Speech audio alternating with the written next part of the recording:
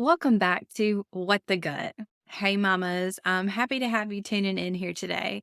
And on this episode, we're going to have a special guest. Her name is Vicki Goodman. And Vicki is a retired mechanical engineer, an author, and she's also a widow. So, most of my listeners, we're young moms. However, I like to think that there's a wide range of listeners out there tuning in at times. And not all of us have experienced the loss of a spouse before. However, it's something that honestly could happen to any of us at any point in time. And I think that this is an episode that will be applicable to all of my listeners at some point in their life. During this episode, Vicki shares her journey of losing her husband Sam to cancer and how, despite the grief that she experienced, she also had an unexpected flood of optimism. This gave her so many different opportunities and new hobbies and discoveries about herself, not just coping with grief, but finding a way to thrive. She offers an enlightening perspective on dealing with loss and finding wellness. I hope you guys enjoy this one.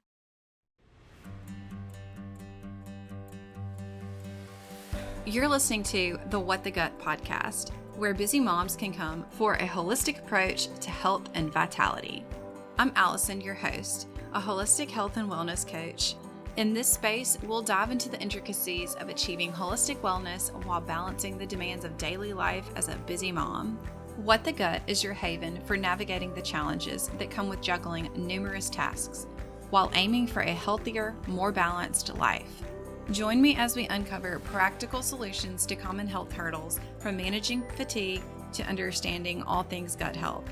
Through insightful discussions, actionable insights, and tailored lifestyle strategies, my goal here is to empower you to embrace a vibrant, nourishing life while saying goodbye to being overwhelmed and exhausted.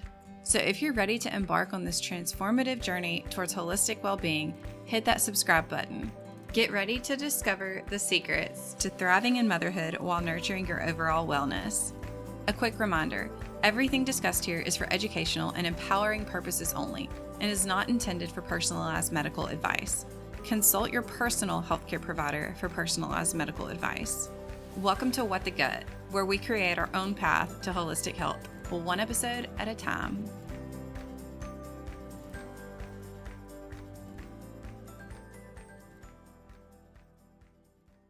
Hey, Vicki, I'm so happy to have you here today on the podcast. How are you? I'm great. Thank you for having me, Allison.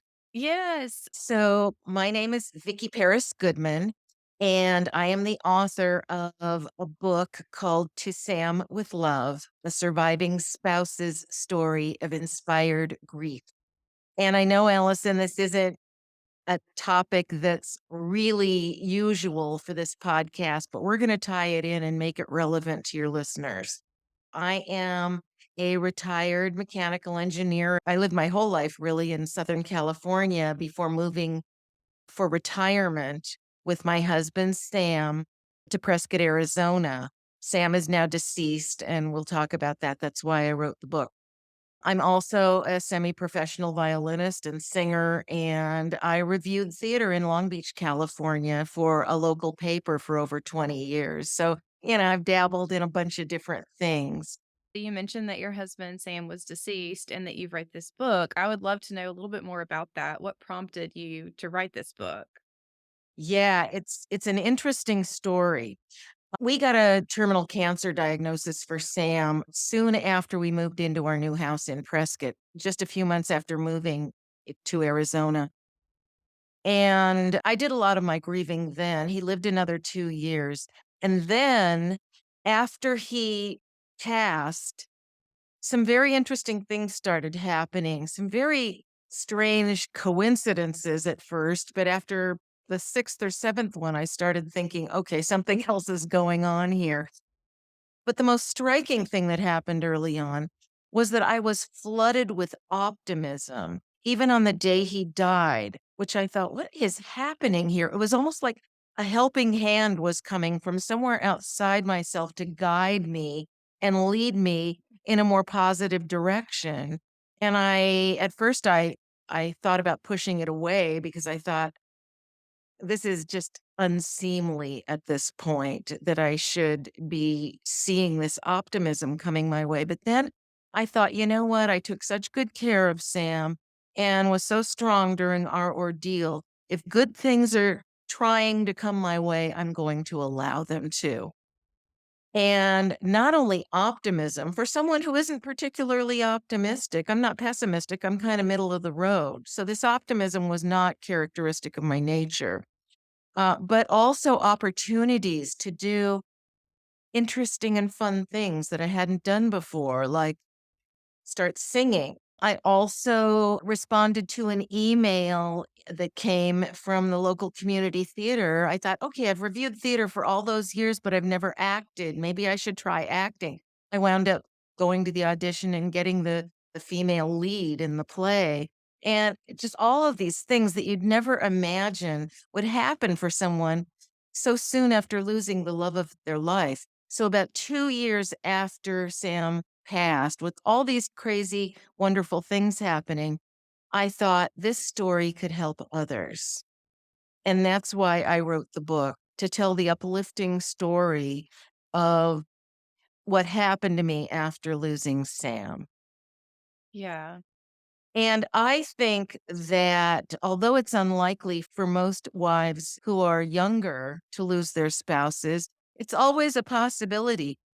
Yes, and I have not read your book yet, but just hearing you talk about it, I'm like, "Wow, that sounds like a good book." I wanna know more about all of these things because you're right, that isn't something that we associate a loved one passing away, especially, like, our spouse, that positive things will happen for us after that. We think we'll be grieving, and it'll be really difficult, and while that might be true as well, that's awesome that all these opportunities came your way after that.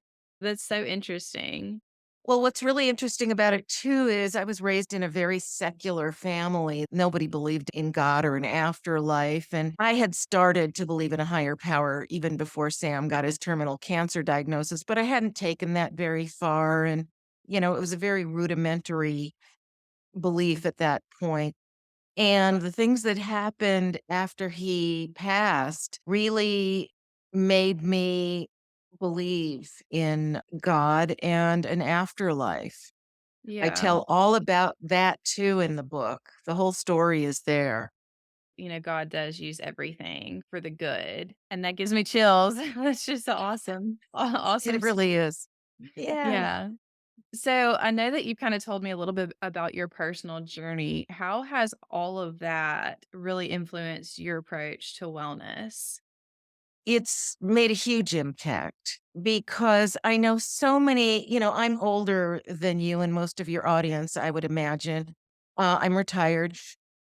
And I know a lot of people who are dealing with the death of a spouse. Where we moved, there are a lot of retirees that come here. And so I have a big pool of people to kind of observe here and people to get to know. And boy, the way they grieve runs the gamut. No one's had the experience I've had, though. Nothing anywhere near that positive.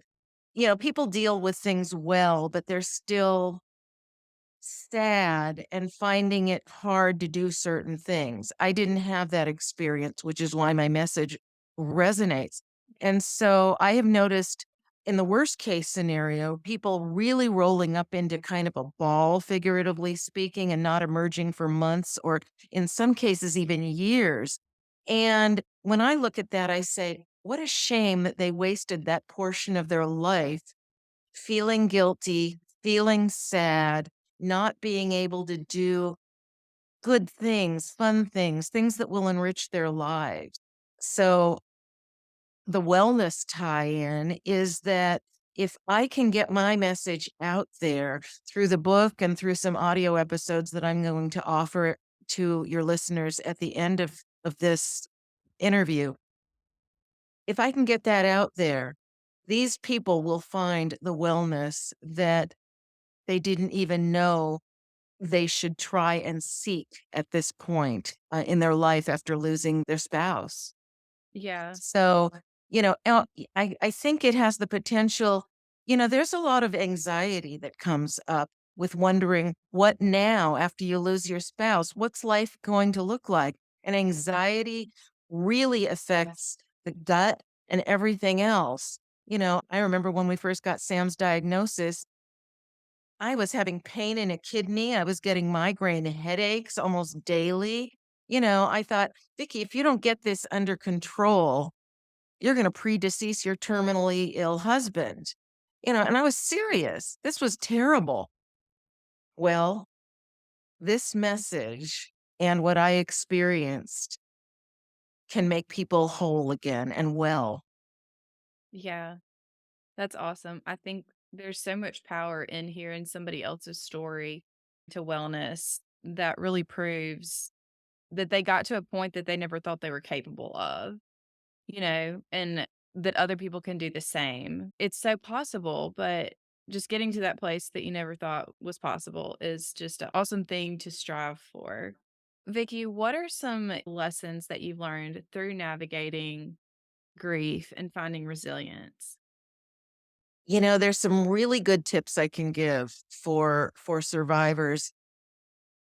One of the things is, remember when I said I wasn't sure whether to accept that guidance that was coming from somewhere outside myself?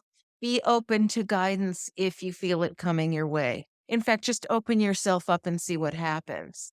Let yourself be led.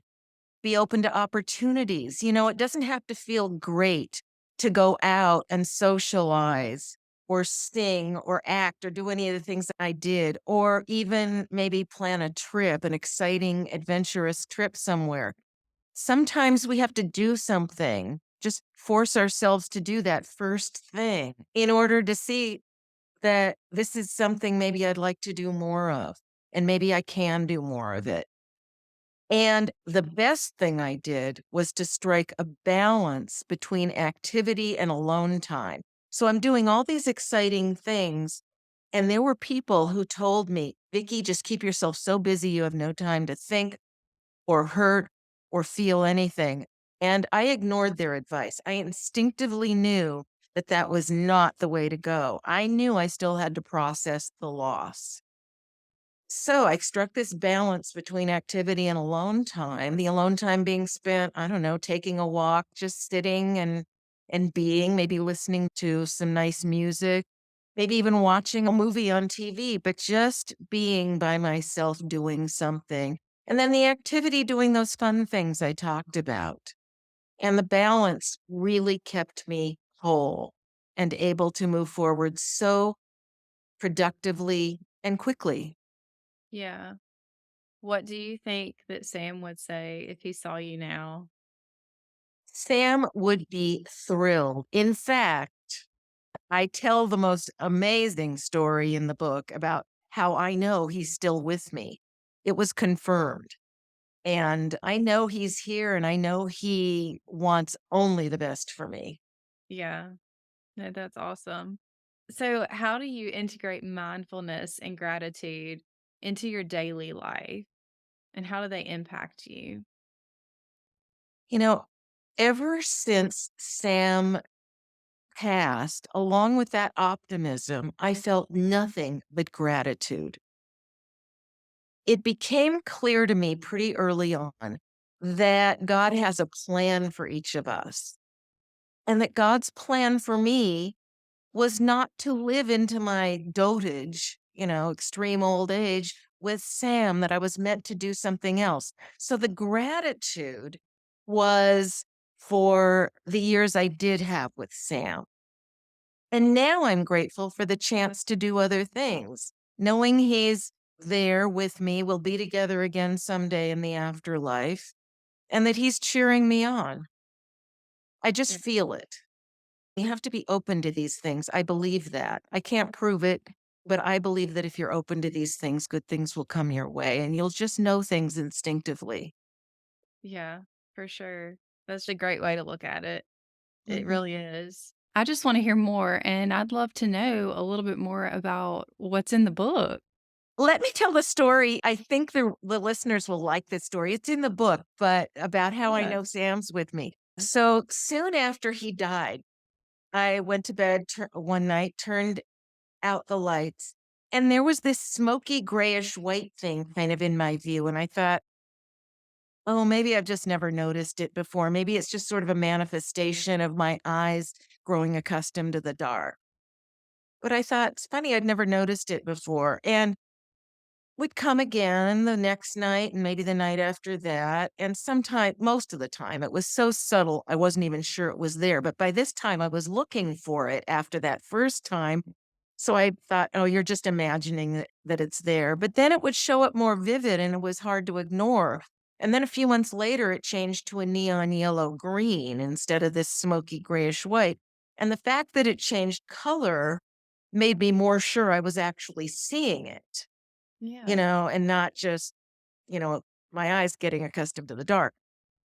So I was happy about this because I thought maybe it's Sam's soul manifesting itself somehow. And oh, I would so like to believe that he's with me in any way.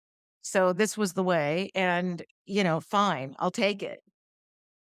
About a year after Sam died, I started praying for the first time in my life. And it didn't feel right to pray for myself. So I'd pray for other people or for our country or its constitution or whatever I could think of that I thought, was a worthy thing to pray for. And so I was talking to God one night about a year after Sam died. And I said, I know I never pray for myself, but I'm going to break that rule tonight. And I hope you don't mind. But I'm going to ask you for something. I'm growing really weary of wondering if the neon yellow green thing is Sam. And so I have a plan. This is what you can do. I said, if it is Sam, would you make it appear different than ever before? Like maybe more vivid or, you know, just something different, but still definitely there. And if it's not Sam, just give me jet black. So that'll be the convincing absence of the phenomenon. And if it just kind of appears like a miasma, like usual, I'll just know that, you chose not to do what I'd asked, and I will be no worse off than I was before. So usually when I would see the neon yellow green thing, it would take about 3 to 5 minutes to appear. And it would just kind of gently float around or kind of go in and out, kind of for about 45 seconds to a minute. And then it would just kind of gently fade away. So that night, I was almost afraid to go to bed because I thought, what have I done? What if I get jet black? Am I ready to find out that this hasn't been Sam all this time? I thought, oh no. But I couldn't stay up forever. So I went to bed and I turned out the light. And instead of appearing 3 or 5 minutes later, it appeared immediately for the first time ever. It was there and so vivid. I couldn't believe it. And then it, instead of just kind of gently floating around or going in and out, it just frantically went across my view about 4 or 5 times and then poof, gone. Like it had spent all its energy, Sam had spent all his energy in one decisive display. So I burst into tears and thanked God and promised never to question the identity of the phenomenon again. Wow. Oh my Yeah. goodness. Do you still see that sometimes to this day? See it pretty much every night. Wow. And it's actually kind of changed again. This is 4.5 years later, mind you. And only about 2 or 3 months ago, I started seeing something along with the neon yellow green. Not every night, but a lot of nights I see kind of the most beautiful violet, like a reddish purple color violet sort of alongside it, not instead of the neon yellow green, but sort of alongside, almost like there's another entity that's joined in, like maybe another family member or our dog who died a few months before Sam did. Um, who knows what that is? I don't know. Wow. I know that's so interesting. I know my mom has said before, okay, when God comes back and we all go up to heaven at the same time, how are we all going to find each other? So it's like maybe your dog and Sam found each other. I have no idea, but I do know from some near death experiences that I have read about that have a lot of aspects in common that the afterlife is completely different dimensionally. Time isn't the same, space isn't the same, everything's completely different and not understandable to us. Yeah. For sure. Yeah, so who knows how it works? Yeah. Gosh. Well, Vicky, I just want to ask you one other question. Can you discuss some holistic health and self-care practices that have been particularly transformative to you? Yeah. Music feeds my soul. Singing feeds my soul. Even though I played violin since age 7 and I play in an orchestra, it doesn't feed my soul the way singing does. And I didn't even really know I could sing until some friends after Sam died said, "Come on, let's go to karaoke. Come to karaoke with us. It's a great group of people. You don't have to sing." I said, "Good, I'll come because I would like to meet some more people." And then it turned out I could sing. So, yeah, that's a story I tell in the book too. You never would have So, known that if you hadn't gone out for karaoke. well, I knew I could carry a tune, but, I would sing in the shower or my car. My voice lacked power. Even Sam used to say so. He'd say, "Sweetie, there isn't much power to your voice." And I know. And I love walking. I live in a beautiful area that's great to walk in. So I think surroundings matter a lot. And I think whatever people can do to make their surroundings pleasing to them is really important. I know it has been for me. It's the simple things. A lot of moms need to hear it. They need to hear, look, it's just the simple things. I mean, something that gives you joy is just singing, whether it is, like you said, in the shower or out in public. And I think sometimes people think that something to give them self-care is just some big event, and it doesn't always have to be like that. Just spending time in nature, I enjoy that as well, and I think that's something that's so easy for anybody to do that can give them joy. Well, moms are so many of them are so busy and they don't think they have time for themselves. And I think if I were a mom today, I would take the kids on nature walks. And I think I would find a way to do that. And then, there's got to be at least an hour in the day, hopefully, where maybe the kids are asleep and you can do something on your own as a mom. And, whatever it is that feeds your soul, whether it's singing or listening to music like it is for me, maybe it's something else, maybe it's drawing, maybe it's writing. I would try and work in at least a few minutes of those things, maybe late in the day when the kids are asleep. What do you do, Allison, to feed your I soul? I love to read and go outside as well. I try to read every single night when I get in the bed, and then in the morning, I always do a Bible study. I have to do my Bible study, just spending time with God and going out in nature, walking in nature, moving my body, just getting the oxygen flowing. That just it makes you feel alive. I love doing that. Good. Yep. Yeah. Well, Vicky, this has been a really awesome conversation. I can't wait to go read your book now. I'm so interested. And I know that even if we haven't gone through what you've gone through, we probably will one day. And so this has just been really helpful and inspiring to me. And we don't always look forward to when that's going to happen, but it's nice to know that other people have had a decent experience just because you just hear about the grieving, you just hear about how difficult it is, so it's just really inspiring to hear that good can come of it. That's true. And one of the things I want to do is make a special offer to your listeners because some of the insights and revelations that came to me after Sam died are in the book, but some of the most powerful ones came to me after I published the book. So they are in the audio episodes. So, okay, first of all, the best pricing currently available for my book, To Sam with Love, and in a surviving spouse's story of inspired grief, is at inspiredgrief.com.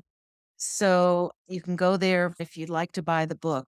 And I've discounted the book there. That's why the pricing is the best available right now. Consider getting two copies, maybe one for you and one for a grieving friend or relative. So the free offer I have, it's really a gift, is this 3-part audio series that I've recorded. These important concepts will change the way you think of death and loss, which is why even younger people should listen to these. And the best part of all, it'll remove the obstacles that keep survivors from shedding the guilt and from looking forward happily to the future. So if you go to inspiredgrief.com, all you have to do is put in your email address and your first name, and you'll have access to this 3-part series. And each one is only about 11 to 16 minutes long. So this is not a big time commitment at all. So please, it's a free gift. Get the audio episodes. Yes. Well, Yeah. thank you for that, Vicki. I'm going to go download those as well and check them out. This has been really awesome. And thank you so much for being here today on the podcast. Oh, thank you for having me. It's been my pleasure, Allison.